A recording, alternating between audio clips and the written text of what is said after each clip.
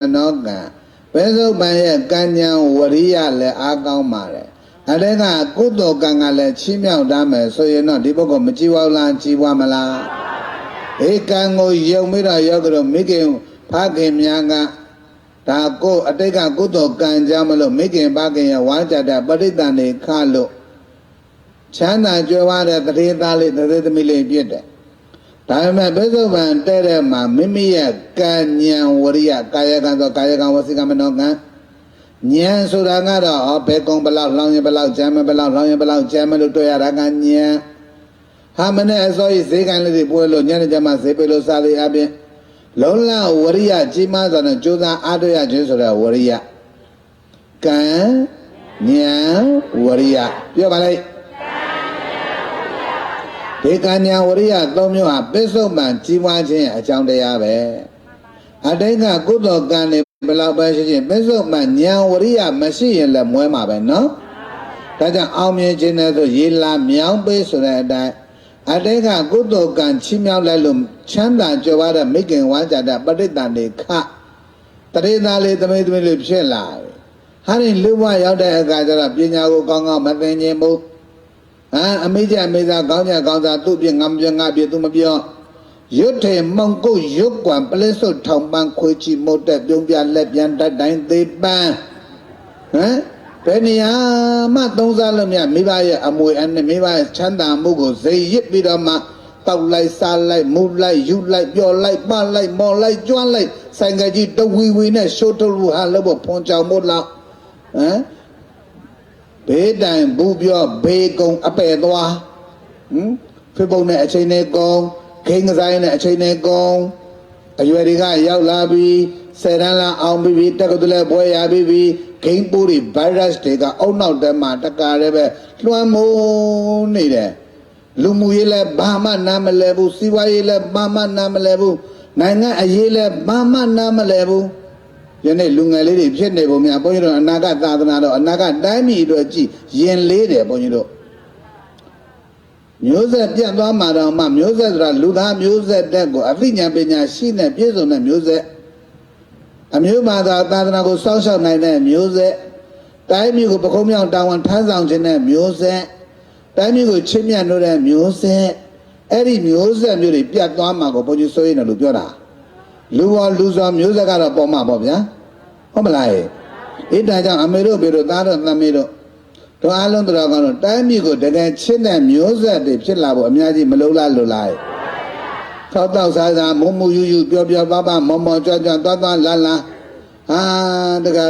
အရွယ်မရောက်သေးတဲ့ကလေးတွေကဂိမ်းနဲ့အချိန်နဲ့ကုန်အရွယ်ရောက်တဲ့ကလေးတွေကယာမားနဲ့အချိန်ကုန်တယ်ဖုန်နေကြောင်လိုက်ရန်ကုန်ကကလေးတွေပြောပါတယ်ဘယ်ကကလေးတွေလဲအဲ့လိုခန်းကြောင်ကြောင်ကလေးတွေတို့တောင်ကုန်မှာရှိသလားဟဲ့ရှိလားလို့ရှိတယ်အေးရှိလဲနားဖောက်ပြီးသားဖြစ်တော့ပေါ့ဒါကြောင့်တိုင်းပြည်ရဲ့အနာဂတ်ဟာယနေ့လူငယ်တွေရဲ့သဘောမှာမရှိလားရှိလားဒါကြောင့်မလို့ငယ်စဉ်ကတည်းကကလေးတွေကိုပညာရည်တို့ကောင်းကောင်းကြီးသင်ပေးတာဖို့မလုပ်လားလို့လားလူတယ်အများကြီးသင်ပေးကြပါအဲ့တော့တို့အားလုံးတော်ကောင်းတို့မှတ်သားပါနာမန်ကုသိုလ်ကောင်းမှုဆိုတာကတော့ဘုရားသားအကြောင်းတက်တဲ့ကုသိုလ်ကောင်းမှုဟာဟောအာကုသိုလ်ကိုမပယ်တတ်နိုင်ဘူးဒါကြောင့်မန္လိကာမေပြတခါကျတော့ရှင်မင်းကောသလမင်းကိုသွားပြီးတော့လိမ်မိရှင်မင်းကောသလမင်းကိုဘာလုပ်မိလဲလိမ်မိတာလိမ်နာကတခြားလားအကြောင်းတရားလားအကြောင်းတရားပဲလိမ်နာအများကြီးလားတခါတည်းလားတခါတည်းလိမ်လိုက်တာဗျကုသိုလ်ကောင်းမှုပြုတာကတရရလားနေတိုင်းလားတစ်ချိန်နဲ့လားအချိန်ချင်းလားလိမ်နေတာအများကြီးလားတခါတည်းလားအဲ့ဒါကိုယောဂီတို့ရေဒီအကြောင်းအကျိုးတွေကရှိထားတဲ့အခါကျတော့သေကံနဲ့မန္လိကာမိဖုရားသေကံနိလိမှာသူ့နားမှာအနိကတရားဓမ္မနဲ့စောင့်ရှောက်မဲ့သံဃာကလည်းမရှိအဲ့တော့မန္လိကာမိဖုရားရုတ်တရက်သေကံနိမှာဘာဖြစ်လာလဲဇာယတံဘေကဝေမပမန္တတမပိသဝေပတိတာရိနောဝတ္တဆောနကပြောကြတဲ့အကြောင်းကျိုးသိတဲ့ဉာဏ်ရောက်နိုင်သိတဲ့ဉာဏ်ဖြစ်ပြမြင်တဲ့ဉာဏ် ညာမနဲ့ညာလဲကောင်းတာလို့ရင်ကောင်းကျိုးပေးတယ်မကောင်းတာလို့ရင်မကောင်းကျိုးပေးတယ်ကောင်းတာမကောင်းတာပြုခဲ့တာကအကြောင်းကောင်းကျိုးမကောင်းကျိုးရရှိတာကအကျိုးအလိုလိုလားအကြောင်းကျိုးလားဘဒုကမှဖန်ဆင်းထားတာမဟုတ်ဘူးနော်အကြောင်းဓမ္မကြောင့်ဘာပေါ်တာလဲချမ်းသာကြောင့်လုပ်ခဲ့ရင်ချမ်းသာကျိုးရမယ်ဆင်းရဲကြောင့်လုပ်ခဲ့ရင်ဒါဖြင့်လောကဓာတ်မှာချီးမွမ်းခံရလည်းမရှိဘူးလားကဲ့ရဲ့ခံရတာရောဒါဖြင့်ချီးမွမ်းခံရလည်းအလိုလိုလားအကြောင်းကျိုးလားကဲ့ရဲ့ခံရတာလည်းအသက်ရှည်ရတာလည်းအသက်တူရတာလည်းယောဂဝေဒနာထူရတာလည်းယောဂဝေဒနာကေးရတာလည်းချမ်းသာရတာလည်းဆင်းရဲရတာလည်းအကြောင်းဓမ္မကြောင့်ဘာဖြစ်တာပုဂ္ဂိုလ်တဦးတယောက်တတ္တဝါတဦးတယောက်ဖန်ဆင်းတာဟုတ်သလားအခုတော့မဟာပြမကပဲဖန်ဆင်းတာလို့ခရစ်တော်ကပဲဖန်ဆင်းတာလို့သာဝရဘုရားကပဲဖန်ဆင်းတာလို့အာလာကပဲဖန်ဆင်းတာလို့ကွာရင်ဥတ္တိပွားလက်ချက်မိစိုင်းပါပါဟာရိကရစ်နာဘောရမေန္ဒရာ30နမဲဘိုးဘိုးအောင်ဘုံမင်းကောင်ကပဲဖန်ဆင်းပေးတာလို့အဲ့ဒီမန်သေးကြီးဝါရတွေနဲ့အယူတွေမှားနေတာလောကမှာမရှိလားရှိလားအဲ့ဒီအယူတွေမှားတဲ့ဓမ္မဒုက္ခတော်ကောင်းတွေပါသေးလားဟဲ့မှန်မှန်လိန်စမ်းွယ်ပါသေးလားဟဲ့မပါမဲတာမပါတာနော်မန္လေးကလူတွေရဲ့အိမ်တွေမှာဟိုနာနတ်အောင်ဒီနာနတ်အောင်ဟိုနာအောင်ဆွဲဒီနာအောင်ဆွဲတွေနဲ့မန္လေးကအိမ်တွေမှာရှိတယ်တောင်ကူမှာကတော့သူတော်ကောင်းတွေစုဝေးရာရဆိုတော့ဘယ်ရှိမလဲရှိလားဟောအယူမားတာကတပြည့်လိန်နာကတပြည့်ကုသိုလ်များရမလားတရားပွဲလာပါတယ်ဆိုမှလိန်နာကြွယ်အချိန်ချိန်ပဲတခါလိန်လို့ဘူးတစ်ချက်ထွက်ကြီးဆိုရင်လေသူတို့မျက်နှာကြက်ဟင်းငါးသီးကတော့အမေခေါ်အောင်ပါဘူးတွေကြီးနေမှာပဲစင်ကြဟိုမှာမလိကမပြလိန်နာအများကြီးလားတခါတည်းလားတခါတည်းလိန်နာပြကုသိုလ်ကနည်းနည်းလားအများကြီးလားအဲ့ဒါသင်္ကန်းနီးကြတော့သူတော်ကောင်းတို့ရဲ့ကုသိုလ်ကိုသတိရတာကောင်းတာဗောကုသိုလ်ကိုသတိရတာကောင်းတာကုသိုလ်ကိုသတိရနေရင်ကနေဟောလိန်ငယ်ညာကြတယ်လေတွားတယ်လေဟာငါရှင်မင်းကြီးလိန်ငယ်မိပါလားဟာငါရှင်မင်းကြီးလိန်ငယ်မိပါလားဆိုတော့အဲ့ဒီလိန်နာလေးတွားသတိလဲရလာဘာဆိုသိလဲသိရောအဝိဇ္ဇိ9ရက်ကြာသွားတယ်ဗျာအဝိဇ္ဇိဘယ်နှရက်ကြာအဝိဇ္ဇိဘယ်နှရက်ကြာလိန်နာအများကြီးလားတခါတည်းလားတခါတည်းလိန်နာကိုအဝိဇ္ဇိဘယ်နှရက်ကြာဒုက္ခတော်ကောင်းတွေကလိန်မှုသလားဟဲ့လိန်မှုသလားဟဲ့ဘယ်လောက်များလိန်မှုတော့ဘယ်လောက်လဲလို့များကြီးဟိုမှာတခါတည်းလိန်တာအဝိဇ္ဇိဘယ်နှရက်ဟိုအများကြီးလိန်တာအဝိဇ္ဇိဘယ်နှရက်တော့ဟိုလွတ်ရက်ကိုမရှိပါဘူးဗျာဒီတိုင်းဆိုလွတ်ရက်ကိုရှိသေးရလားဘဒါပြည့်ယောဂတို့အဲ့ဒီအာကုသို့လိန်ထားတဲ့အာကုသို့လေးတွေကိုပယ်တတ်နိုင်တာကလေအဲ့ဒီကုသိုလ်ကမပယ်နိုင်ဘူးကုသိုလ်ကသာဖရာသွားကြောင်းတဲ့ဖရာတဲ့ကြောင်းဆောက်ဆိုတဲ့ဒါနတိလသမဒပရိဒဝေယဝဆအဲ့ဒီကုသိုလ်ကသာလေပယ်နိုင်တယ်ဆိုရင်မန္တိကာမိပြအဝိဇ္ဇိကြစရာအကြောင်းဒါပြည့်ရင်ဒုတိယကမတ္တအဲ့ဒီအာကုသိုလ်ကိုပယ်တတ်နိုင်တာခုနကညာ3ညာညာမညာလဲပြောညာ3ညာပါလေလေကြောင်းကျိုးတည်တဲ့ညာ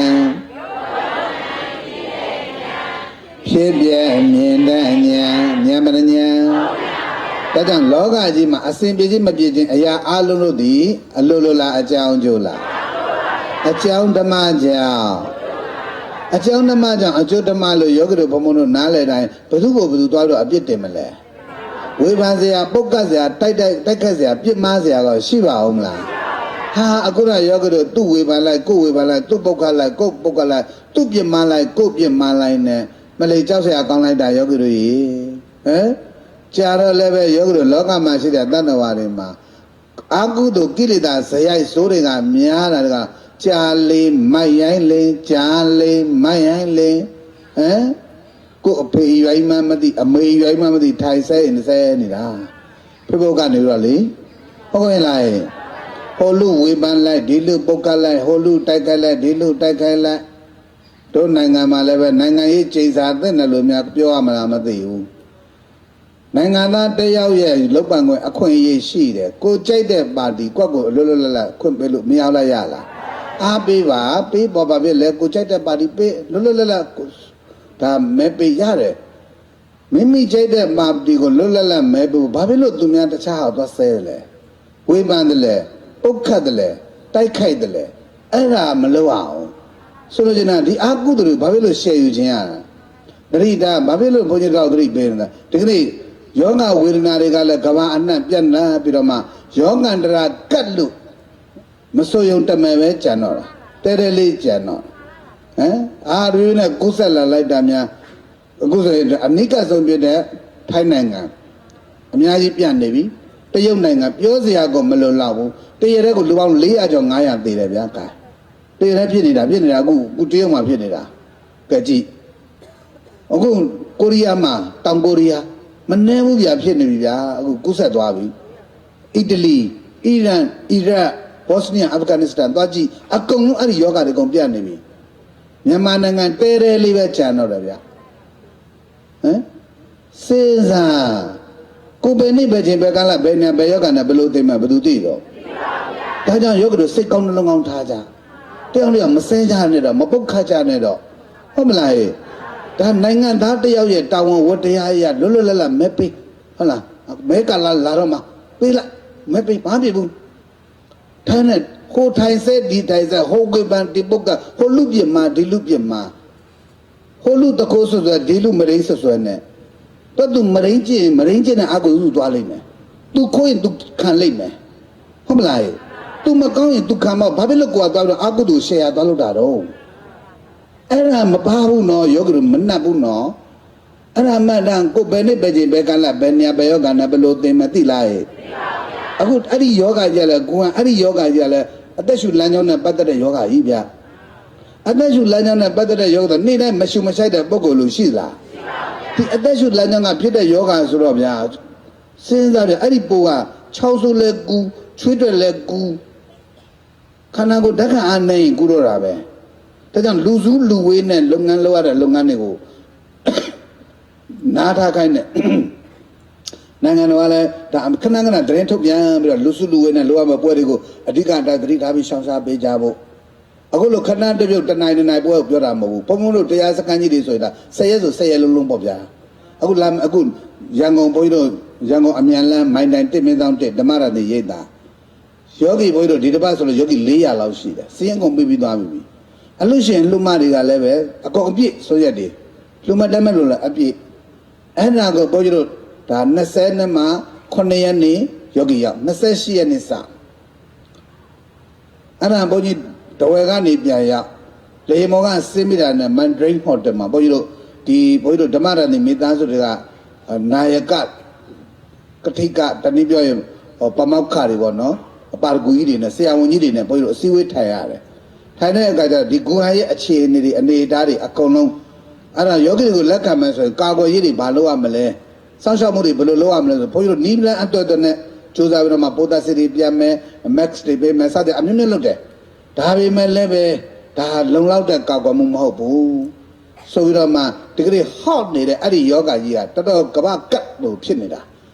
အခါကျဆရာဝန်ကြီးတွေကဖုံဖုံပြတဲ့အဲ့တော့ဒါယောဂန္တရာကတ်ပုံစံမျိုးဖြစ်နေတဲ့အခါကျတော့ဘာပဲပြောဆရာတော်ဗျာတဲ့မပြေးတော့ကာယံရှိမုံမပြူပြိုသည်ရှိတော့ပေါ့ဗျာတပည့်တော်တို့ဒီတစ်ပတ်လောက်တော့တရားစခန်းမလေးနားလိုက်ရင်တော့ပို့တော့အစင်ပြေမယ်ထင်တယ်ဗျာဆိုတော့ဒါ EC ပေါ့နော်ဒီပါရဂူကြီးတွေကပမောက္ခကြီးတွေကဒါပုံပုံတို့ရဲ့ဒီဓမ္မရန်ဒီရဲ့နာယကလူချင်းမင်းများ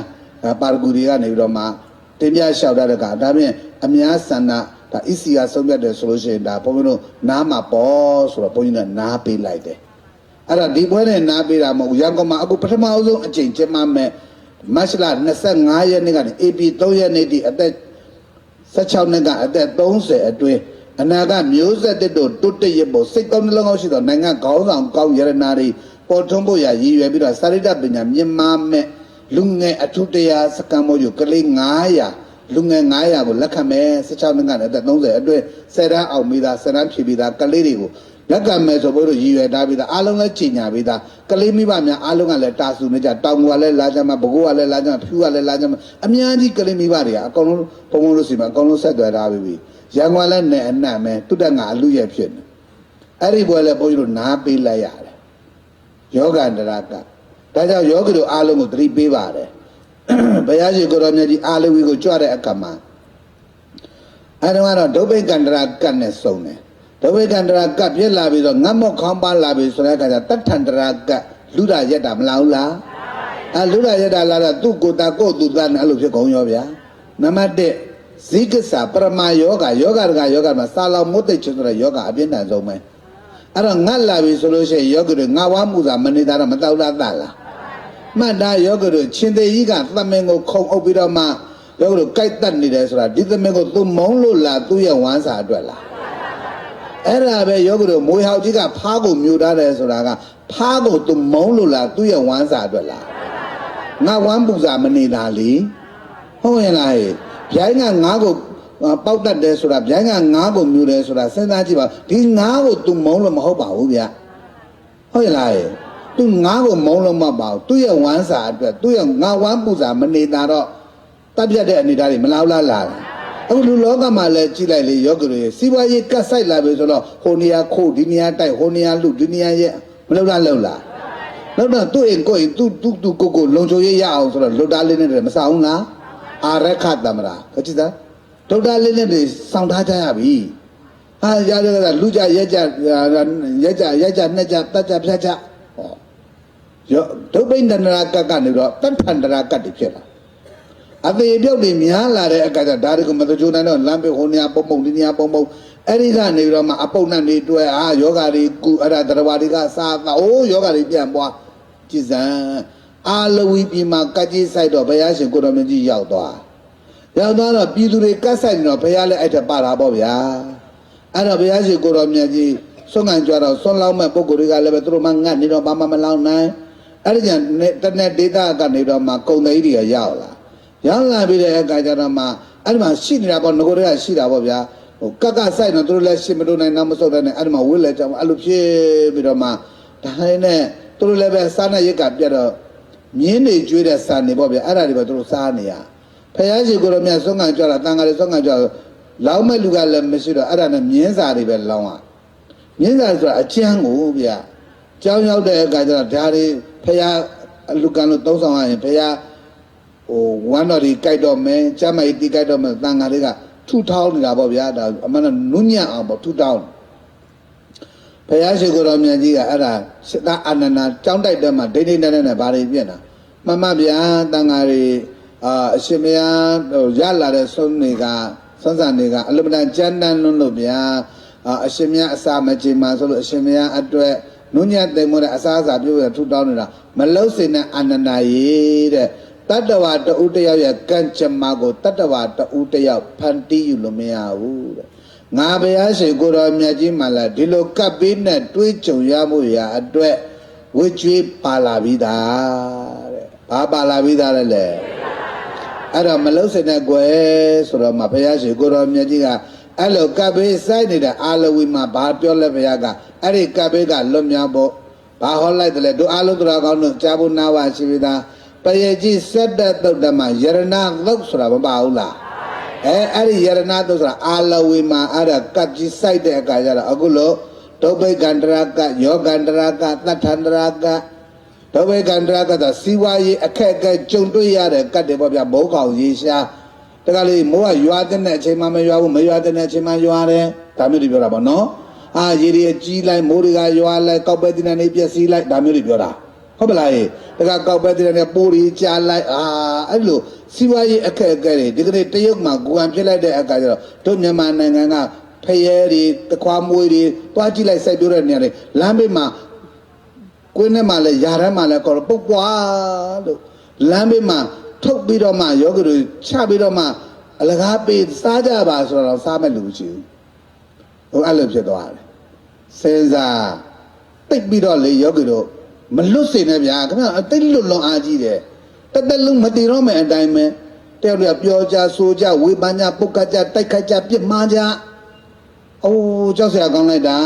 叫啥讲来的？多少讲哩？这里别的路嘛没喏。哦，没路加班呢。这个那边啊，路不啊，那些要做啥子？但没事的不啊嘛，那些的路大的就不没路啦路啦。我别话的你话的那别说办那黑的那话，但我那都这样要对的是吧？啊，路对的嘛不，啊，讲的也讲喏。ဘုရားကတတန္တရာလုံးမှာဆွေမျိုးမတော်ဘူးသူမြည်သည်မရှိပါဘူးတဲ့ဒါပြအားလုံးကဘာတွေတော့ဆွေမျိုးတွေပါ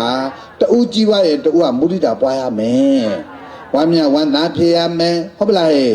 တူအကြောင်းကျမငြိမ်ညွတ်ဘူးဆိုတူကကရုဏာထားရမယ်တို့နိုင်ငံမှာလေကရုဏာကတော့အလွန်မတန်ပေါ်တယ်ဗျကရုဏာအလွန်မတန်ချမ်းသာတယ်တို့တိုင်းသူပြည်သားတွေမှာကရုဏာချမ်းသာလို့လည်းပဲလူမှုကူညီရေးအသင်းကြီးတွေအများကြီးပေါ်လာ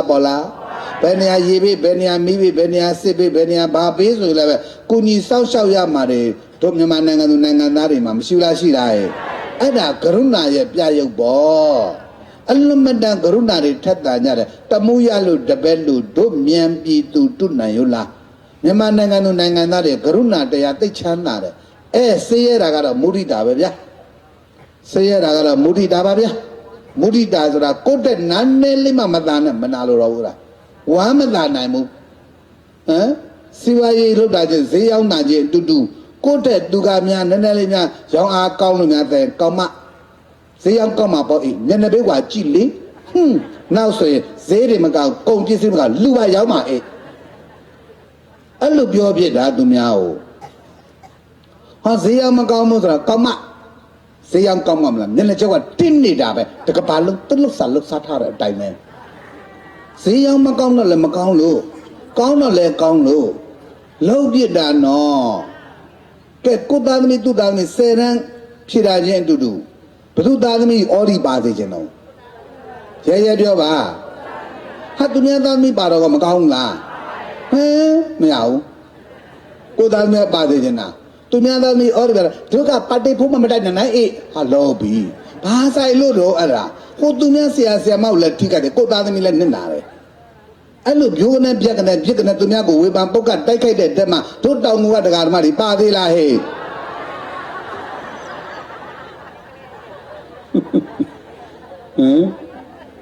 စဉ်းစား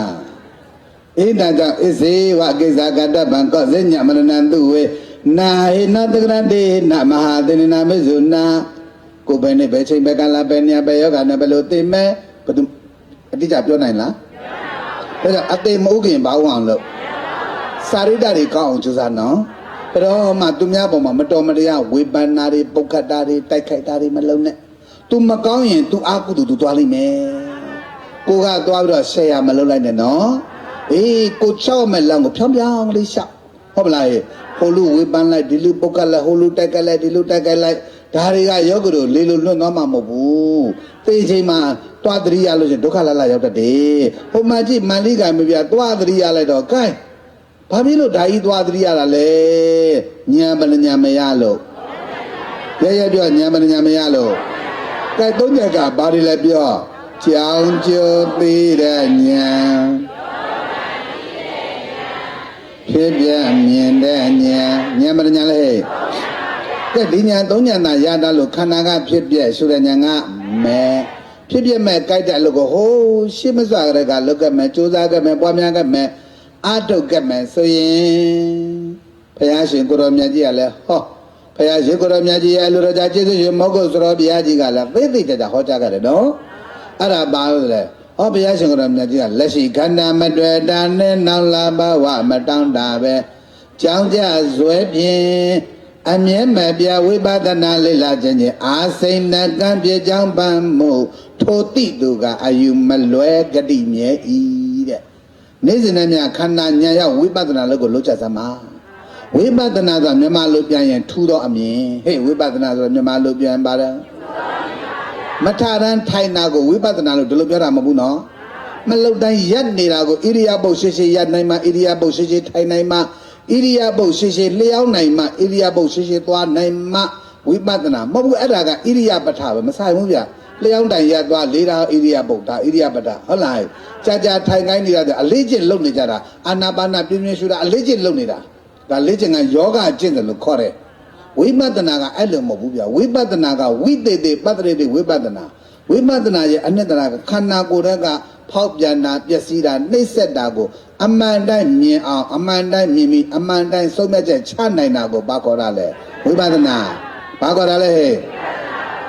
ဒါဖြင့်ခန္ဓာကိုယ်ထဲမှာနာရာထုံနာအခုယောဂတို့တရားနာနေတာတဏှာတိတိပြည့်သွားပြီတဏှာတိတိပြည့်သွားတော့ခန္ဓာကိုယ်ကနာရထုံနေခြင်းနဲ့ကြိုက်တယ်ခဲတယ်ရားတယ်အောက်နဲ့ပူတယ်အေးတယ်လှုပ်တယ်ညင်တယ်တောင်းတယ်တဲ့နဲ့ခန္ဓာကိုယ်ကမပြဘူးလားအိုင်နာတုံချင်းကြိုက်ကလေးပေါ်လာရင်လမ်းမှာပေါ်လာလားခန္ဓာတဲ့ပေါ်လာလားဟိတ်ပေါ်လာရင်နေရတဲ့ရာချမ်းသာသလားဆင်းရဲသလားဟောဆင်းရဲတာကဒုက္ခမနာကသစ္စာဆင်းရဲတာကမနာကအောင့်လာရင်လည်းဘာသစ္စာအိုးနာလာရင်လည်းဘာသစ္စာကျင်လာရင်လည်းဘာသစ္စာကောင်းကပ်ရင်လည်းဘာသစ္စာခါနာရင်လည်းဘာသစ္စာဒုနာရင်လည်းဘာသစ္စာအိုးဗမာပေါ်တာတော့ဒါကြောင့်ခန္ဓာကြီးကဘာသစ္စာဟောတာမေးရမယုတ်တို့ခေါင်းကိုက်ဘူးသလားအိုးသားတို့သမီးတို့မိဘတို့ခေါင်းကိုက်ဘူးသလားဟေ့ခေါင်းလေးများကိုက်လိုက်နေရတာချမ်းသာသလားဆင်းရဲလားဆင်းရဲတယ်ဆိုတဲ့ကဘုရားကဘာပြောတယ်လဲဒုက္ခသာပိလနတောဒုက္ခသာဒုက္ခသစ္စာဤပိလနတောကိယပုဂ္ဂိုလ်ကိုညတမဘအမြဲနှိစ္စတတ်တဲ့အနတ္တဘောတိ၎င်းခြေသားခြေသမီးတို့ခြေသားခြေသမီးတို့ရဲ့ခန္ဓာကိုယ်ထဲမှာခေါင်းလေးများကြိုက်လာရဲ့အဲ့ဒီခေါင်းကြိုက်တာကိုကြည့်ပြီးတော့မှနှိစ္စပြန်ပြီလို့ဆုံးဖြတ်လိုက်တဲ့ဟေ့ခေါင်းလေးများကြိုက်လာရင်ဘယ်လိုဆုံးဖြတ်မလဲအိုးရဲပြောခေါင်းလေးများကြိုက်လာရင်ဘယ်လိုဆုံးဖြတ်မလဲဘိုက်ကလေးများနာလာရင်ခြေတော်ကလေးများကျင်သွားရင်အောင့်လာရင်ဘူလာရင်ဟဲ့ဘယ်သူလဲနှိစ္စခံရတာအိုးကောင်းလိုက်တဲ့ဖြစ်ဟဲ့ဘယ်သူလဲနှိစ္စခံရတာခန္ဓာဘယ်သူလဲဟဲ့ဘာရှိလို့နှိစ္စခံဦးကောင်းလိုက်တဲ့ဖြစ်ဘာရှိလို့နှိစ္စခံရဟဲ့ဘယ်သူလဲနှိစ္စခံရတာနှိစ္စခံနေရလို့ချမ်းသာလားဆင်းရဲလားဟဲ့ခန္ဓာကြီးကဘာသစ္စာဘာဖြစ်လို့ဒီခန္ဓာကိုဒုက္ခသစ္စာလို့ပြောတာလဲနှိစ္စခံရလို့ဟဲ့ခန္ဓာကြီးကဘာသစ္စာဟာဘာဖြစ်လို့ဒုက္ခသစ္စာလို့ပြောတာလဲဒါဖြင့်ခေါင်းလေးကြိုက်လာရင်ဘယ်လိုဆုံးဖြတ်လိုက်မလဲဥမလေးဘိုက်ကလေးများနာလာရင်ခြေတော်ကလေးများကျင်သွားရင်အောင့်သွားရင်ဟာဒီလိုသိလိုက်တာယောဂတို့ရေတရားမနာခင်ကလားတရားနာမှသိတာယောဂတို့ငကိုယ်တော့ကတော့ယောဂတို့ရေသွားလာခေါင်းကြိုက်ရင်လည်းကြိုက်ပြန်ပြီဘိုက်နာရင်လည်းနာပြန်ပြီခြေတော်ကျင်လည်းကျင်ပြန်ပြီအောင့်ရင်လည်းအောင့်ပြန်ပြီဟုတ်လားယောဂတို့ဘုန်းတော်အရင်တော့ဆိုအောင့်ရင်နာရင်ကြကြပြောကြည်ရင်ပူရင်အေးရင်လှုပ်ရင်တို့တလောက်ပဲသိကြတာမဟုတ်လားကဲအခုတရားနာတယ်ဗျာကတနာရီလေးတရားနာလိုက်တယ်ဗျာဘုံဘုံကသင်ပေးပြီယောဂီတို့ဘုရားရှင်ကိုတော်မြတ်ကြီးရဲ့အလိုတော်ကြာကျေးဇူးရှင်မဟုတ်ဆိုတော်ဗျာကြာသေးသေးချာချာမြန်မာစကားမြန်မာနားနဲ့ပြီးကျေးဇူးပြုခဲ့လို့ဘုန်းကြီးတို့ပြန်ပြီးကျေးဇူးဆက်တယ်လို့မှတ်နော်ကဲအခုတရားလေးနာလိုက်တယ်ဗျာကြိုက်တော်ကောင်းလို့ခေါင်းလေးကြိုက်လိုက်ရင်ဘယ်လိုဆုံးပြမလဲအဲ့ဒါတရားနာတဲ့ကျေးဇူးပဲငါကတော့ခေါင်းကိုက်ရင်ခေါင်းကိုက်တယ်အခုခေါင်းကိုက်ရင်အရင်တော့ခြေထောက်ကျင်ရင်အခုကျတော့အရင်တော့နာရင်အခုကျတော့အရင်ကပူရင်အခုကျတော့ကြည်စမ်းခန္ဓာဘောကိုဘာရောက်သွားအဲ့တော့နှိမ့်ဆက်ပြန်ပြီလို့သိတဲ့သိဟာတာမန်အတိလားထူတော်အတိလားဒီအတိဒီဉာဏ်ဒီစမျက်ချက်ကဘသူပွင့်လို့ရတာလဲရဲပြောပြန်ပြောပါအောင်ဖယားကလောကလည်းမပွင့်ဒီအတိတွေရမလားမဟုတ်ဆရာပြရဒီအတိတွေပေးနိုင်မလားဘုံဘုံတို့ကတော့ကျေးဇူးဆက်နိုင်မလားဘသူမပွင့်ရင်လုံးဒါဘသူပွင့်ရတဲ့ကျေးဇူးတော့ဖယားရှင်နာမပွင့်ပါလျင်လူရာအမြစိတ်ကောင်းထလဲဧကကုသိုလ်အကုသိုလ်နဲ့တော်ဘုံဘဝမသိရမြလာအဖြစ်တွေဖယားသာလောကအလည်းမပွင့်ရင်ဒီလိုသိခွင့်ရမလားအခုလောသိခွင့်ရတာလောကအလည်းဘယ်သူပွင့်လို့ပါလဲ ဖယားရှင်နာပွင့်တော်ဘောရဟောဘောညံကြမြတ်တရားကြောင့်ဧကကုသိုလ်အကုသိုလ်နဲ့တော်ပေါင်းပါဝါသိကြရမြတ်လာကျေးဇူးပဲချစ်စအခုလိုသစ္စာသိခွင့်ရလိုက်တဲ့ကောင်းလေးများကြိုက်လာရင်ဘယ်လိုဆုံးမြတ်မယ်ဟေ့ဘာကလေးများနားလာရင်ခြေတော်ကလေးများကျင်းလာရင်အောင့်လာရင်ဟဲ့ဘယ်သူလဲနှိမ့်ဆက်ခံရတာအော်နှိမ့်ဆက်ခံနေရတဲ့ခန္ဓာကြီးကဘာသစ္စာနှိမ့်ဆက်ပြန်ပြီးသိတဲ့ဉာဏ်ကမဂ္ဂသစ္စာမနှိမ့်ဆက်ပြန်ပြီလို့သိတဲ့ဉာဏ်ကမဂ္ဂသစ္စာဘာသစ္စာနှိမ့်ဆက်ခံရတာကဘာသစ္စာနှိမ့်ဆက်ပြန်ပြီးသိတဲ့ဉာဏ်ကဟေ့ဘယ်သူလဲနှိမ့်ဆက်ခံရတာခန္ဓာလို့သိလိုက်ကြတာကဧတမမဧသောဟမသမိဧသောမေအတ္တငါနာလိုက်တာငါအောင်လိုက်တာငါကျင်လိုက်တာငါကဲလိုက်တာဆိုတာငါဆွဲဒိဋ္ဌိလာပါအောင်မလားခန္ဓာပေါ်ပါရောက်လို့ဟောဒါကြောင့်နှိမ့်ဆက်ခံရတဲ့ခန္ဓာကြီးကဘာသစ္စာနှိမ့်ဆက်ပြန်ပြီးသိတဲ့ဉာဏ်ကဟိုဒါပြန်ခေါင်းလေးကြိုက်လာရင်လဲနှိမ့်ဆက်ပြန်ပြီဘယ်ကလေးများနာလာရင်လဲခါလေးများနာလာရင်လဲခြေတော်ကလေးများကျင်သွားရင်လဲအဲ့ဒါသွားရင်လာရင်လည်းယောဂတို့အကြောင်းတက်သလိုခန္ဓာမှာပေါ်တိုင်းဘယ်လိုဆုံးဖြတ်လိုက်မလဲအနှိမ့်ဆက်ပြန်မလို့ဆုံးဖြတ်တိုင်းဆုံးဖြတ်တာဒါတမန်တိလားထူတော်တိလားထူတော်အတိမလို့ဘာခေါ်တာလဲဝိပဿနာဘာခေါ်တာလဲပြောဘာခေါ်တာလဲဝိပဿနာဆိုတာဉာဏ်လုံးဝိပဿနာဆိုတာဘာလဲတနေ့ကုန်2နိုင်3နိုင်5နိုင်10နိုင်သာထိုင်တာခန္ဓာပေါ်ဉာဏ်မရောက်ရအလကားပဲမာတေကုသကေနာပါလောဘုံဇေယဘောဇေနနာသောတက္ကရာဓမ္မန္တကလံအဂတိသလသိင်နဲ့ဘုရားရှင်ကိုရောမြတ်ကြီးကောရကနေကဘာဓမ္မပဒပါဠိတော်ဇံမုကဒေတာဝတ္ထုမှာတိတိကျကျဟောခဲ့လို့ဘုံဘုံတို့ပြန်မေးကျေးဇူးဆက်တယ်လို့မှန်ရှင်းမလားအားလုံးသဘောပေါက်မလားအဲ့တော့ယောဂတွေရဲ့ဘုရားရှင်ကိုရောမြတ်ကြီးလက်ထက်ကအရှင်အာသဇိဖကုဏအဇာတိကိလနာတွေပေါ့နော်ဧကရာတို့ဧကသမေနာတောမောကလနေဇာကသမကိလနေဒုက္ခိတေဒိတဝါဘောဇင်ကေတတ္တဒေတယိအဲ့တော့ဒီအရှင်အသဇီတို့အရှင်မကတဝါတို့အစာကြီးတွေအပြင်အရှင်မောကလန်တို့အဲ့လိုကျမ်းမာရေးမကောင်းမှုအရှင်ဘကုဏတို့ကျမ်းမာရေးမကောင်းမှုဆိုရင်ဘုရားရှင်ကိုတော်မြတ်ရဲ့ဂိလနုပတ္တကဂိလနာပြုစုရင်ဘုရားရှင်ကိုတော်မြတ်ကြောက်သွားရသွားတော့ဒီနေရာမှာပြောကြည့်အရှင်အသဇီအကြောင်းလေးထပ်ပြောနေတယ်အဲ့ဒါအရှင်အားသေးကယောဂဝေဒနာတွေပြည့်နေလို့ဘုရားရှင်ကိုရောမြတ်ကြီးကိုရှောက်အရှင်မြတ်ဒါပြီးတော့အရှင်မြတ်ရဲ့ဥပနိတ္တယနဲ့တပြီးတော့အများကြီးကြိုးစားပွားများအထောက်ခဲ့ပါတယ်ဘုရားအခုဗျာတဲ့ပြေးချိန်မှာဝေဒနာကလည်းပြင်းထန်လိုက်တာဗျာပြင်းထန်လိုက်ချက်ကတော့အရှင်မြတ်တက္ကတွေတပြီးတော့ရှက်တောင်ရှက်မိတယ်ဗျာအာနာပါနတော့ပြန်မထိုင်နိုင်အောင်ပြရတယ်ဗျာဟိုတုန်းကတော့တပြီးတော့ခန္ဓာဉာဏ်ရောက်တဲ့လုပ်ငန်းတွေအများကြီးလုပ်ခဲ့တယ်ဖြစ်ဖြစ်တွေအများကြီးမြင်ခဲ့တယ်အခုရှင်မရဲ့အခုကျမ်းမာရေးကတကယ်မကောင်းလို့တကယ်ဝေဒနာတွေတိတ်ပြင်းနေပြီဆိုတဲ့အခါကျဝင်လေထွက်လေမှန်းတော့မတိလောက်အောင်ကိုတပြီးတော့ပြန်မမတ်နိုင်မယ်ဖြစ်နေတယ်ဗျာစိတ်ကလည်းကြောင်ချောက်ချားနဲ့ကြောင်ကရမ်းကြီးကိုဖြစ်လို့ပါဗျာစိတ်ကလည်းဟိုရောက်ဒီရောက်နေဖြစ်လို့ပါဗျာအဲ့တော့တပြီးတော့ဘယ်လိုလုပ်မလဲဩစေတအဇတိအခုလိုကျမ်းမာရေးယောဂဝေဒနာဖိစီနှိမ့်ဆက်နေတဲ့အချိန်မှာခြေသားတို့ကိုအာနာပါနပြန်ပြီးရှုနေရမယ်လို့ငါဘုရားရှင်ကိုရမြတ်ဟောဘူးလို့လားခြေသားသေးသေးကနားထောင်ပါအာနာပါနကိုတီထောင်ခိုင်းနေဆိုတာကသမထသမာဓိကွဘာသမာဓိလဲနည်းနည်းလေးဘုဒ္ဓရာဘောကွယ်ဒီလောက်ပဲနားလိုက်တော့နော်အဲ့ဒါသမထသမာဓိအခုအချိန်မှာတကယ်ယောဂဝေဒနာပိစိနှိမ့်ချက်နေတဲ့အချိန်မှာဒီအာနာပါနပြန်ထိုင်ဖို့ဘယ်လိုလုပ်သွားထိုင်နိုင်မလဲကွယ်တဲ့ယောဂဝေဒနာဒီလောက်ပြောတော့သူများတွေကပြောတာဂုံတော်ပွားလာယောဂဝေဒနာများလို့ကတော့ဂုံတော်မပြောနဲ့အာနာပါနတော့မထိုင်နိုင်ဘူးအဲ့ဒီဂုံတော်တွေကုန်မိတ်ဝေဒနာသိပြင်းနေတာဟုတ်ဗျာဟာလူကတန်းခဲ့တာလေးပြန်စာကာလို့တဲ့သတိရလိုက်ပါလားအပြောတာလွယ်တာယောဂတို့တကယ်တမ်းပြည့်ကြည့်ဘာမှမတတ်နိုင်ဘူးဘုံဘုံလက်တွေ့နော်ဘုံဘုံတို့ဒီမန္တလေးမှာမင်းတဲ့ဦးเจ้าမြတ်ကုမ္ပဏီဆိုတာရှိတယ်ဘဘဥပမောတဲ့အလုံးမနန်ချမ်းသာကြွယ်ဝတာတက်ကြီးမြတ်နန်းတော်ကြီးလို့ကျန်တာသူ့အိမ်ဝင်ညာအကျယ်ကြီးအဲ့ဒါ10နှစ်လုံးဒါဘုံဘုံတို့ကိုယ်တိုင်ပဲပေါ့နော်ဒါ10ရက်ညအထူးဓမ္မသမင်ကို10ရက်လုံးနော်ဟောကြားပေးတာလာသမျှပြိဿထောင်းချီလာတယ်နေတဲ့တမျိုးမရောအောင်ကုန်ကျွေးတာကျွေးတဲ့အပြင်မှာနေတိုင်းဓမ္မလက်ဆောင်တွေနေတိုင်းတချို့များတိုင်ကနိုင်တွေပေါ့တိုင်ကနိုင်တွေတစ်လုံးစီဝေးလိုက် ဓာတ်ဘူးတစ်လုံးစီဝေးလိုက်ပကံတစ်ချက်စီဝေးလိုက်လက်မတစ်ချက်စီဝေးလိုက်နေ့တိုင်းလူတာနော်အဲ့ဒါတကယ်ကြောက်စိမ့်တကြွကြီးချမ်းသာလိုက်တာ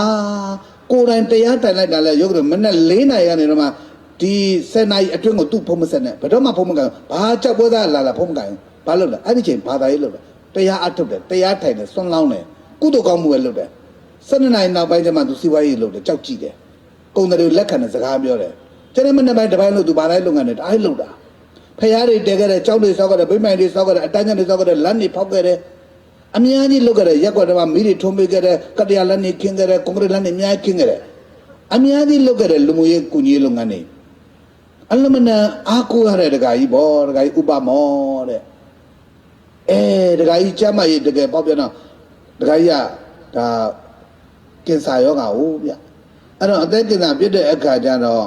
့အဲ့ဒီမှာဒီဘန်ကောက်မှာကုတာလည်းပဲယောဂတို့ရအသိကိုတောင်းနေချီကုန်ထားပါတော့ကဲယောဂဝေဒနာပြင်းထန်လာတော့သူနောက်ဆုံးဘုံညွန့်တန်းတာလားတို့ဓမ္မရဏီဆရာတော်ဘယ်ညာကြွဘယ်ရောက်နေလဲဆရာတော်ငါလဲဆရာတော်ဖူးချင်လိုက်တာငါအာတိတတအားပြင်းထန်နေပြီဆရာတော်တွေ့ချင်တယ်တမိတွေသားတွေကဖေဖေရဲ့ဆရာတော်ကနိုင်ငံတကာတွေသွားနေရပြည်တွင်းပြည်ပတွေသွားနေရတော့မန်းလေးဘက်ကိုပြန်မလဲနိုင်မယ်လောလောဆယ်ဖြစ်နေတယ်ဖေဖေရဲ့အေးဘောဆရာတော်ကကုသိုလ်ကောင်းမှုတွေအများကြီးလုပ်နေတာတာရုဒါမဲ့ငါဆန္ဒတော့ငါဘုံဘုံတွေ့ချင်တာတာတွေ့ချင်တာဆိုတော့ကလေးတွေကဘာကြီးကခဏခဏပြောတော့အကြောင်းကြတာပေါ့အဲ့ဒါဘုံဘုံဗျာဖေဖေကတော့ဘုံတာတန်နေပြီဗျာအဲ့ဆိုနေကငါမန်းလေးလာမယ်ဘုံဘုံလာတော့မန်းလေးမှာတရားစကားမရှိတယ်အဲ့ကြလို့ကျအဘကိုတည်တည်ကြကြလာပြီးတော့မှစောက်ရှောက်ပါမယ်လာပြီးတော့တရားနဲ့ကျေးဇူးဆက်ပါမယ်ဘုန်းကြီးရောက်သွားတယ်ရောက်သွားတဲ့အခါကျတော့သူလေးဘုန်းကြီးကြည့်တော့မှဝမ်းသာလိုက်တာဘုံဗျာရဲ့ဘုံဘုံသွားတဲ့အချိန်မှာအောက်ဆီဂျင်တွေပေးထားပြီအောက်ဆီဂျင်တော်တော်လေးယောဂတော်တော်လေးကိုတော်တော်စိုးနေတဲ့အနေအထားမျိုးဖြစ်သွားပြီအဲ့ဒါနဲ့နောက်ဘုန်းကြီးနေ့လယ်ပိုင်းဘုန်းကြီး1နာရီလောက်လေရင်ဆင်းတာပေါ့နော်တခါကြီးရောက်တော့3နာရီလောက်ရောက်တယ်ရောက်တော့ဘုန်းကြီးတရာ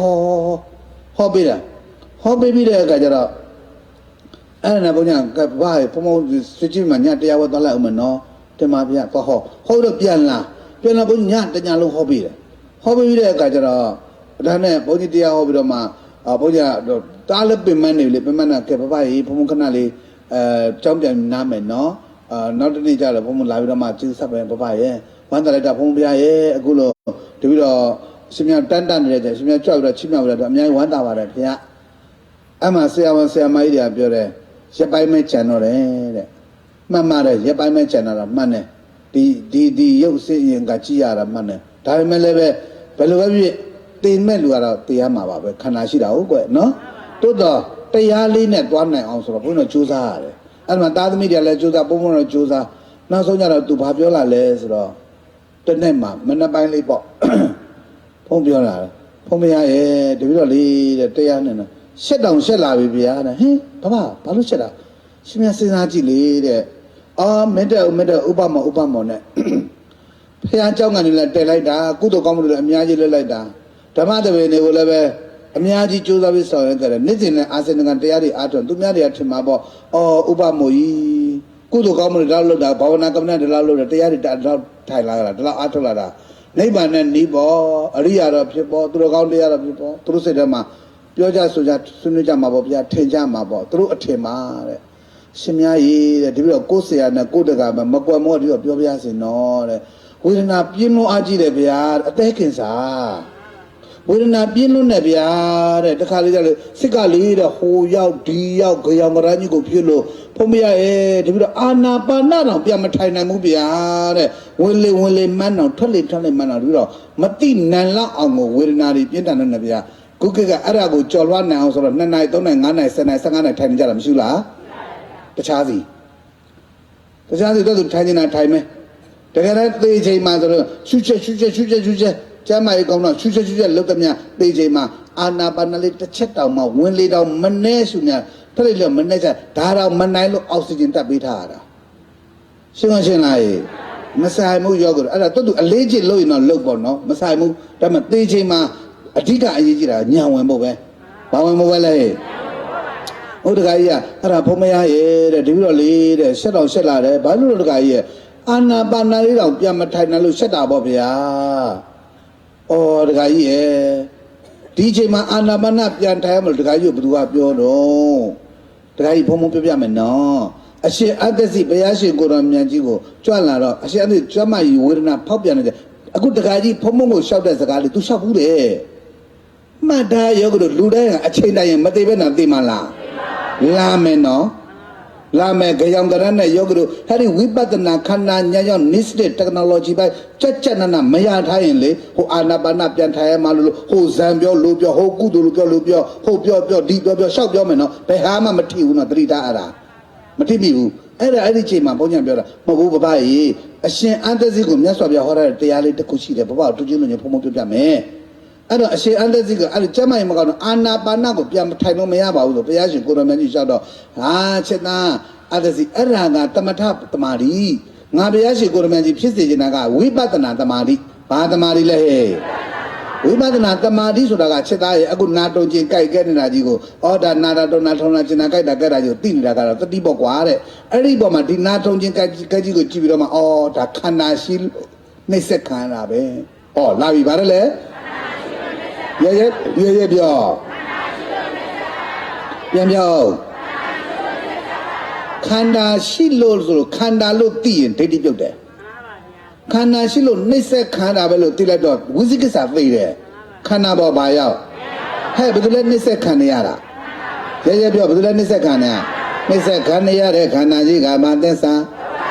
နှိမ့်ဆက်ပြန်ပြီးသိတဲ့ဉာဏ်ကဘယ်သူလဲနှိမ့်ဆက်ခံရတာခန္ဓာလို့သိလိုက်တော့ငါကောင်သူကောင်ဆွဲတဲ့ဒိဋ္ဌိလာအောင်မလားဟာဘယ်သူပြုတ်တာပါလဲဒိဋ္ဌိပြုတ်တာဘယ်သူပြုတ်တာလဲဒါကြောင့်ယောဂီတို့ရေအခုအချိန်မှာပဲပြပြသွားရင်လာရင်ပြပြဟောအိယာပြကရောက်သွားတဲ့အချိန်မှာပြပြအောက်နာလေးပေါ်လာရင်လည်းနှိမ့်ဆက်ပြန်ပြီဟဲ့ဘာရှိလို့နှိမ့်ဆက်ခံဒါခန္ဓာရှိလို့နှိမ့်ဆက်ခံတာပဲဝိပဿနာရှိယောဂပြောင်းမလို့ဘယ်သူပြောမယုံနဲ့နော်ဒီနည်းနဲ့အားတလို့ယောဂပြောတာဒီနည်းနဲ့အားတလို့ယောဂပြောတယ်ဆိုတို့မြတ်စွာဘုရားပြိဋိဘံဆိုတော့ယောဂတွေမခံစားဘူးလားအမြတ်စွာဘုရားတရားအမထုတ်ခဲ့လို့လားစဉ်းစားဗျာကိုပြောတဲ့စကားဘယ်ရောက်လို့ရောက်မှလည်းမသိဘူးတချို့ကဒီနည်းနဲ့အားတလို့တဲ့ယောဂဝေဒနာပျောက်ကင်းသွားတယ်ဒီလိုဘုရားမဟောဘူးဗျာရုပ်ရှိယောဂရှိမှရုပ်ရှိမှရှိမှဟိုဘယ်နည်းနဲ့အားတလို့ယောဂပျောက်သွားပါဘယ်နည်းနဲ့အဲ့ဒါတာဝကစုဆောင်းလို့ဆိုတာမှန်တက်လိမ့်နေကြတာအဲ့ဒါတွေကမဟုတ်ဘူးရှင်းလားဟိုရေစွန်းစားလို့တက်လို့စားလို့ဟိုစွန်းစားလို့ဒီစွန်းမစားလို့ကမညံရတာလို့ဖုန်ညံရလို့ယောဂပြောက်လို့ဘာမှမဟုတ်ဘူးနော်အဲ့ဒါတွေသတိထားအဲ့ဒါလူလိန်နေကြီးပဲအဲ့ဒါတွေပုံမလင်းလင်းပြောပြတာနော်ဘာသာရေးနဲ့လိန်စားနဲ့တူအများကြီးဖေဖို့ဘောကနေလိန်လို့လိန်ဟိုမှာလိန်လို့ဒီမှာညာလို့ညာပြီးတော့ကြည့်လိုက်ရင်ပရိယတ်တိနဲ့လည်းမညီသာသနာနဲ့လည်းမကိုက်ထေရဝါဒလမ်းကြောင်းကလာလိုက်လည်းမဟုတ်တတိသားဗျာဒါပြက်သားပြောတယ်ဆိုတာယောဂတို့မုန်းလို့လားချစ်လို့လားအလမတန်ချစ်လို့ပြောနေတာရှင်းလားဘလောက်ချစ်တယ်လဲဆိုစားပြီးတော့အံကျွေးခြင်းနဲ့ဟဲ့စားပြီးတော့မှလည်းစားမလားလို့အဲ့ဒါပဲသူများချစ်လို့ကျွေးပါမယ်ဆိုတော့မစားဘူးတဲ့စေရနာလူတိုင်းနဲ့မတန်ဘူးကဲကောင်းပါပြီတားလိုက်တော့ဒါပေမဲ့အားလို့တော့ပြက်သားပြောတာတမ္မမလားအရေးကြီးလို့လားဒီဝိပဿနာနည်းနဲ့အားတလို့ဒီယောဂပြောက်လို့ဆိုဖရားတော့မဟောဘူးအဲ့ဒါမျိုးရှင်းမရှိလားဘာဖြစ်လို့တော့ရုပ်ရှိရင်ယောဂရှိနေမြတ်စွာဘုရားလည်းပြိဋိဘံဆန္ဒဝန်ကိုက်ဝန်ပုတ်ယောဂမဖြစ်ဘူးလား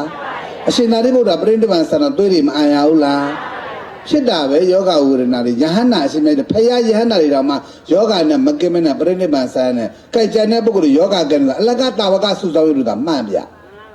ရှင်းလားအဲ့ဒီဖော်ရှိုးတွေများလိုက်တော့တရားအတုတွေကများလာရင်တရားအစစ်တွေကိုယ်ကောင်မှာဆွတ်လို့ဘုံဘုံတို့ပြက်သားပြောနေရလို့မှတ်ပါအားလုံးသဘောပေါက်ပလားအဲ့တော့ယောဂတို့အဓိကပြောချင်တာကခန္ဓာပေါ်ပါရောက်ဖို့ဟာတမီးယောဂတို့ရေဒီလိုရှိရင်ဒီယောဂကြီးတက်တာတော့မဒီလိုပြောတာမဟုတ်ဘူးနော်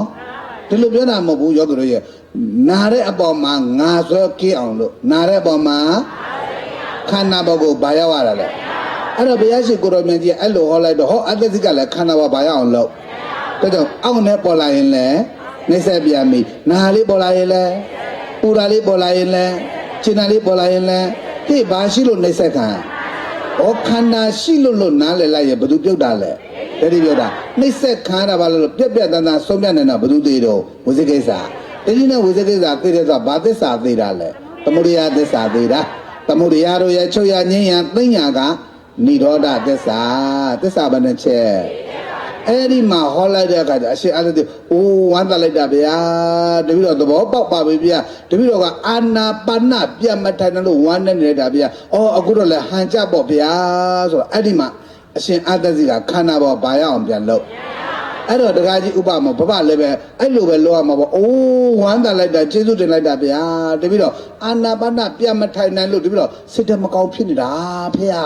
ဟိုတော့ငါဒါလောက်အလုပ်တွေလုပ်တော့အခုချိန်ကျမှငါကြေအောင်ကြရကြီးဖြစ်ရပါမလားဆိုသူတို့စိတ်ဓာတ်မကောင်းဖြစ်နေတာဟန်ကြပြီဗျာတဲ့ဝမ်းသာလိုက်တာဗျာရှင်မြတ်နဲ့တွေ့ရတာဝမ်းသာတယ်ဗျာကျေးဇူးတင်ပါတယ်ဗျာတပည့်တော်လေအခုတည်းကစပြီးတော့မှရှင်ဗျာနှိမ့်ဆက်တာတော့ငကိုတော့တိတာပေါ့ဗျာတခါအာနာပါနပြန်မထိုင်လို့ဝမ်းနေတဲ့အချက်ကလေးပေါ်လာလို့အခုတော့ဒီတော့သိပြီဗျာအာနာပါနလည်းပြန်ထိုင်စရာမလိုတော့ဘူးခန္ဓာကိုယ်ကပြည့်နေတဲ့ယောဂဝေဒနာဒီလိုရှုလို့ဒီယောဂကြီးတက်တာသားမှဒီလိုလည်းမဟုတ်တော့ဘူးဆိုတော့နားလဲသွားပြီဗျာသူကသူဘလောက်နာကြလောက်နာကိုယ်သာနာ၍စိတ်မနာစိမ့်နဲ့ဟောနကုလမာတနဲ့နကုလပိတာဟောတာလေကိုယ်သာနာ၍တေခါနိယောဂဝေဒနာကမနှိမ့်ဆက်လားနှိမ့်ဆက်မလား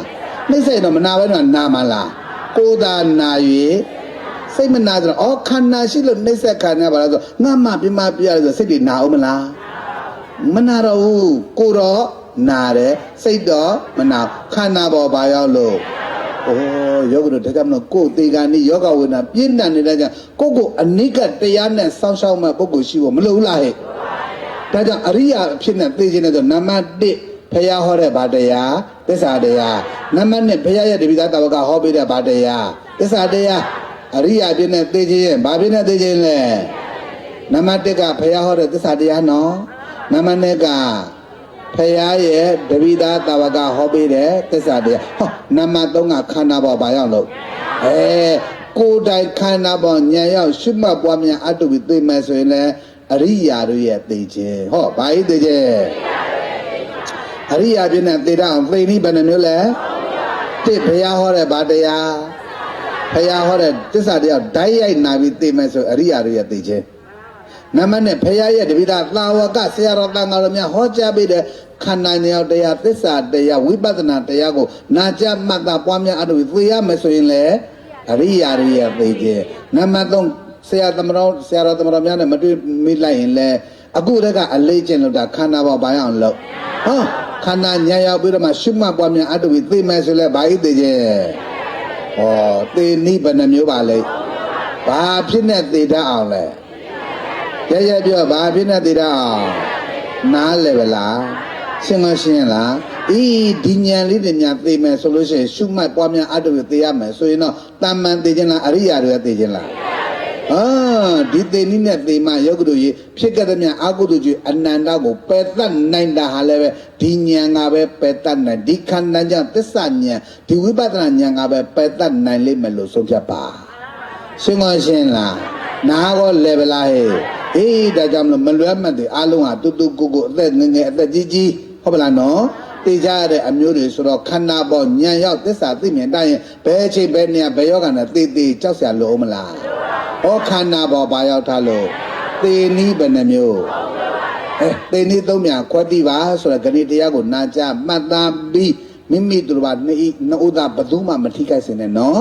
တက္ကနာပြေရလူဘဝအနှစ်ရှိအောင်ကြိုးစားကြတန်မိုးရှိတဲ့ဘဝမှာအနှစ်ရှိတဲ့လူသားတွေပြအောင်ကြိုးစားမရပွားများအထုတ်ပြီးနေရကြပါစို့လို့တိုက်တွန်းရေးနာယီကြော်သွားလို့တော်ကြအောင်ဆိုဗျာ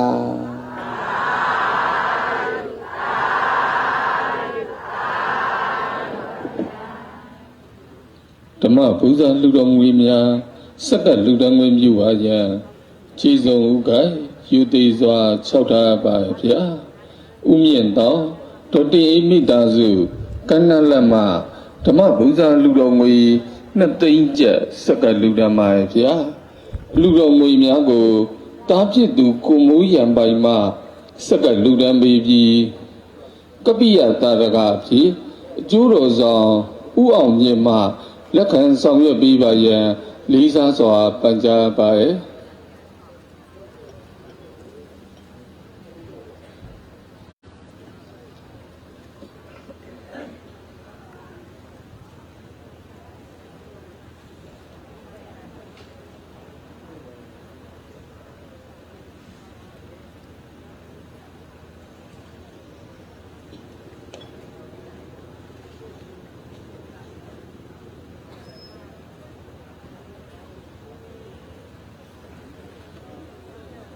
ကဲလက်စရာ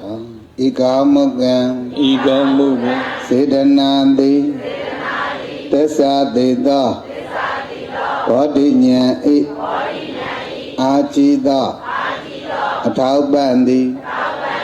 ဖြစ်ပါစေတည်းသာဓု သာဓုသာဓုပါဗျာညစီစက္ကလူရန်သောလူချင်းမိသားစုများဖြစ်ပါရဲ့ဗျာကိုလွန်တော်ကြပြီဖြစ်တဲ့မောင်ကျော်စောမောင်တီဟာမောင်သူရထွန်းနေမောင်လာတို့ဟာကြည်စု၍ကိုတက်နိုင်မဏိတာမိသားစုချစ်ရက်ွက်မှညစဉ်ဓမ္မဗုဒ္ဓလူတော်ငွေ9000ကျပ်ပါဗျာမိခင်ကြီးတိုတင်လာမူတာ၍ကိုဘိုးလုံးမမီမီမောင်နှမတစုမှညစဉ်ဓမ္မဗုဒ္ဓလူတော်ငွေ2000ကျပ်ပါဗျာကိုလွန်သူဖခင်ကြီးဥဝီယာရည်စု၍ကိုအောင်မစောတိရိမိသားစုစတီလမ2000ကျပ်နေ1000ကျပ်လူချင်း6ဦး9000ကျပ်လူချင်း4ဦး3000ကျပ်လူချင်း2ဦး2000ကျပ်လူချင်း1ဦးနေယနေ့ညတရားနာကြွရောက်လာကြသောဓမ္မမိတ်ဆွေများနှင့်ပေါင်းစုစက္ကလူတော်ငွေပေါင်းအပြင်12သိန်း9200ကျပ်ဖြစ်ပါရဲ့ဗျာလူတော်ငွေများအားကျိုးတော်ဆောင်ဥညွန့်အောင်မှစက္ကလူတန်းပေးပါရန်လေးစားစွာပန်ကြားပါတယ်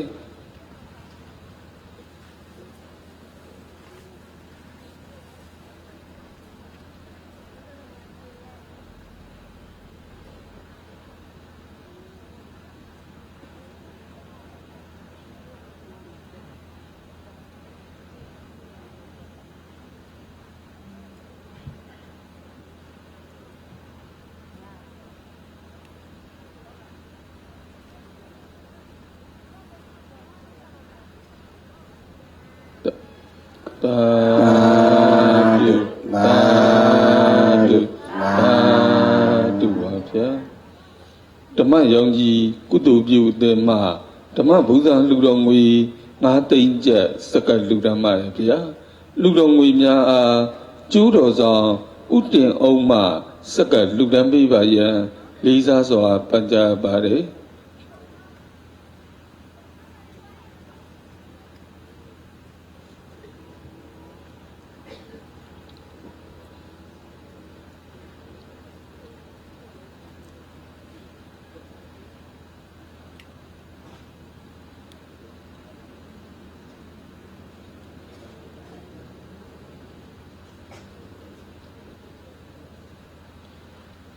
သာ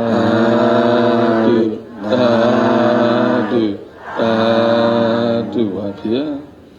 ရှင်ဤညအများကောင်းမှုဖြင့်ပေါင်းစုစက္ကသောလူတော်ငွေစုစုပေါင်းမှာ19သိန်း9200ကျပ်ဖြစ်ပါရဲ့ဗျာ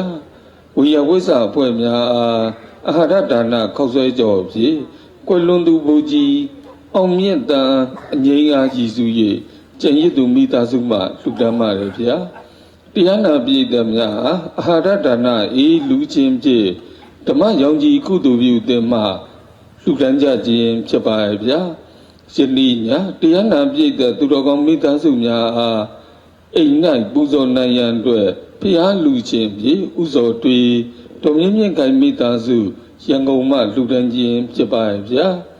ရည်တန့်အာဟာရဒါနလူချင်းဖြင့်ဥဝင်းအောင်တော်မြင့်everyday မိသားစုများမှာရည်တန့်အာဟာရဒါနလူဒန်းခြင်းဖြစ်ပါရဲ့ဗျာလူဒန်းမှုစုစုပြီးဆုံးကြောင်းဖျားမဲပေါက်ပေးပါရန်ယူသေးစွာ၆ထားပါရဲ့ဗျာဘယ်နှမဲတော့တမဲလေးပါဗျာ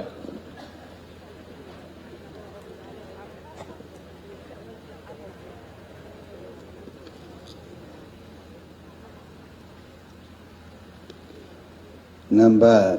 ပေါက်မဲ့နံပါတ်ဖျားမယ် B 468ဖြစ်ပါတယ်